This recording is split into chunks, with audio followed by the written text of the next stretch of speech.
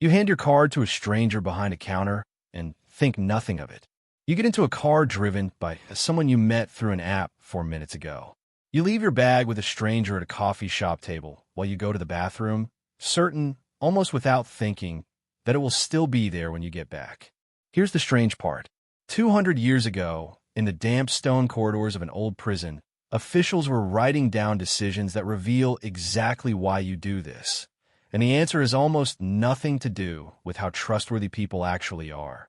For years, researchers who study historical criminal records have been combing through old prison ledgers, some of them nearly 2 centuries old, looking for patterns in how officials decided who to release early, who to trust with reduced supervision, and who to keep under close watch.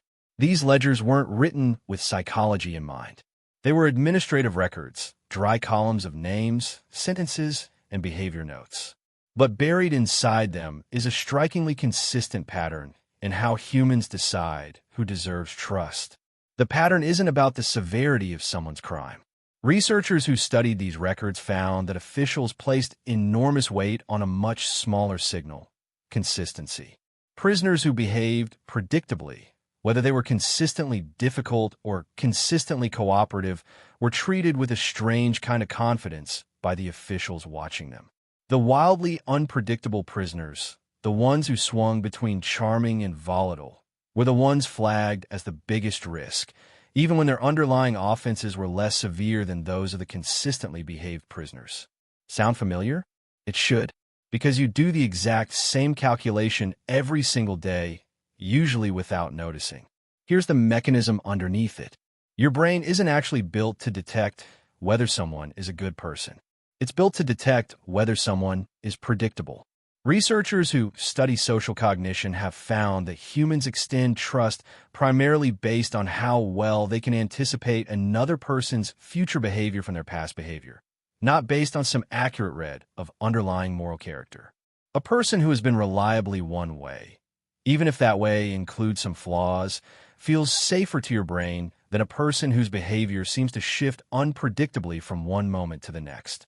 This is why you'll often trust a stranger who's consistently blunt and a little rude more than a stranger who's warm one moment and cold the next.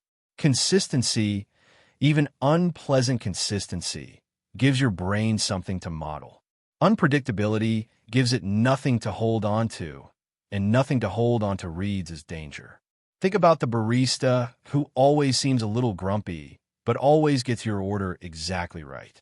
You trust her completely with your card and your coffee order, more than you trust someone who seemed friendlier but forgot your name 3 times in a row. Grumpy and consistent beats warm and erratic almost every time. Now here's where the prison ledgers get genuinely strange. A separate analysis, this time looking at how prisoners themselves decided who to trust within their own social groups, found something that maps almost exactly onto how modern strangers build trust in seconds. Prisoners quickly identified which other prisoners could be relied upon based not on stated intentions, but on small, repeated, low-stakes behaviors: sharing food fairly, returning a borrowed item promptly, following through on small promises. These tiny, repeated signals mattered more to prisoners' trust calculations than grand claims of loyalty or friendship. In other words, trust was never built on declarations. It was built on data. 100 small, repeated actions, each one slightly updating an internal model of what does this person reliably do. You run this exact same model constantly, in situations with almost nothing at stake. The way a coworker consistently shows up 2 minutes early to every meeting tells your brain more about their reliability than anything they've ever said about being a team player. The way a friend always texts back within a day, every time, without exception, quietly builds more trust than a single grand promise ever could. Here's the mechanism getting sharper. Your brain isn't waiting for someone to prove they're a good person in some abstract, moral sense. It's running a much narrower, much older question. Given everything I've seen this person do, how confident am I that I know what they'll do next?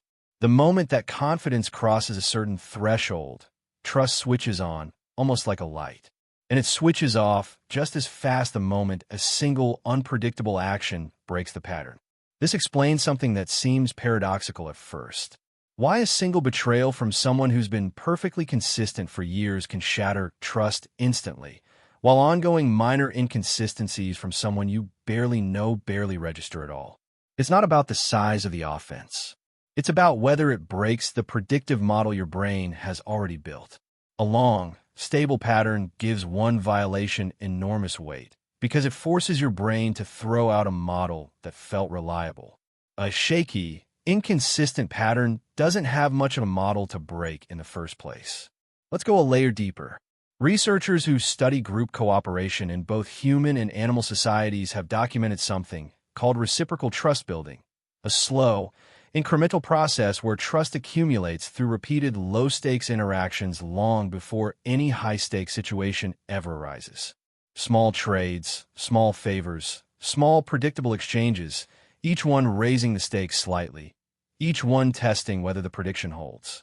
By the time a genuinely high-stakes moment arrives, whether that's lending someone money or getting into their car, the trust decision has usually already been made, quietly, through dozens of tiny previous interactions nobody consciously tracked. This is why trusting a complete stranger, like a rideshare driver you've never met, feels less irrational than it sounds. You're not actually trusting a stranger blindly.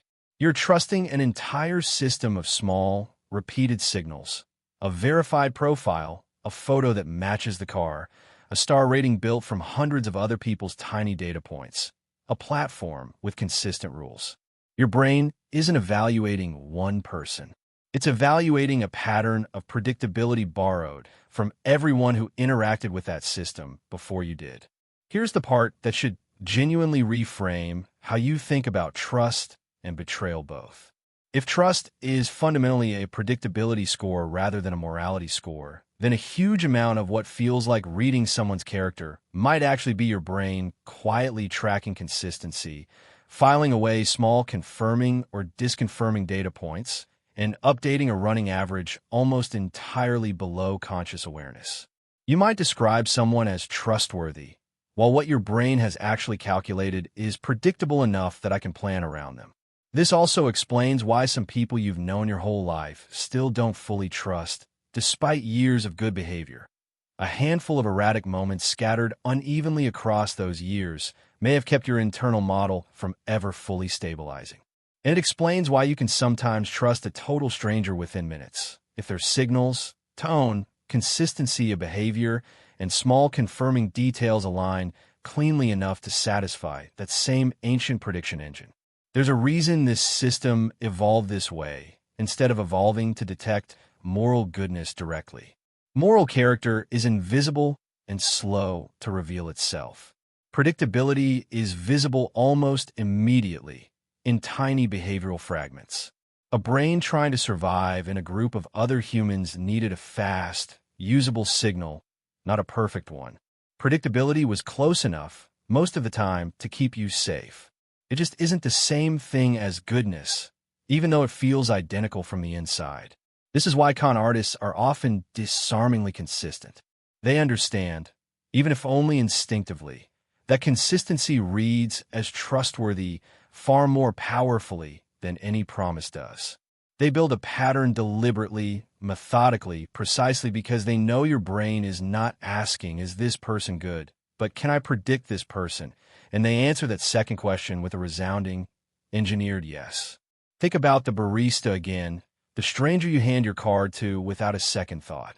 You're not making a judgment about her soul. You're running a fast, ancient calculation built from 100 tiny repeated signals. The same calculation prison officials were unconsciously running 2 centuries ago while deciding who among a cell block could be trusted with slightly more freedom. And maybe that's the real answer to why you trust strangers as easily as you do. It was never really about strangers at all. It was about patterns. Every time you hand over your card, get into an unfamiliar car, or leave your bag at a table for 30 seconds, you're not trusting a person. You're trusting the shape of a pattern you've learned to recognize, the same shape your ancestors learned to recognize long before trust had a name, and long before anyone thought to write any of it down in a ledger.